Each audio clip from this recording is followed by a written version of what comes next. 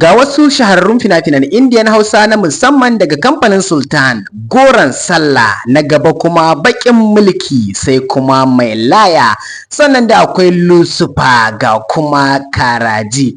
Kada dai in cika ku da surutu, gaba ɗayan waɗannan fina-finan shahararrun waɗannan fina-finai na musamman ba za ku same su a ko'ina ba sai a cikin group namu na BIP wanda muke muku tallansu a koda yaushe. To a gaskiya in dai ka san fina-finan Indian Hausa suna baka wahala, baka samun su da zaran sun fita ko kuma baka samun su ka saukar akan wayanka, to nesa ta zo kusa. Ga number da zaka dauka ka yi magana akan WhatsApp nan ka ce kana son a saka ka cikin group na fina-finan Indian Hausa, amma ba kyauta ake shiga wannan group ba. Da zaran ka yi magana akan WhatsApp za a tura maka kuɗin shiga, ka biya kuɗin ka, sannan ka bada number ka da za a saka a cikin wannan group din.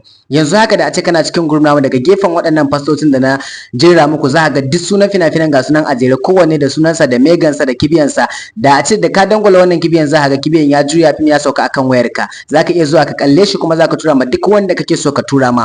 Don haka ina yan downloading, ina masu kallon ɗaya in dai ka san fina-finan Indian Hausa suna baka wahala a duk inda kake, to nesa ta zo kusa gaskiya. Ka samu ka biya kuɗinka a suburbuɗa ka cikin wannan tsarin na samun fina-finan Indian Hausa.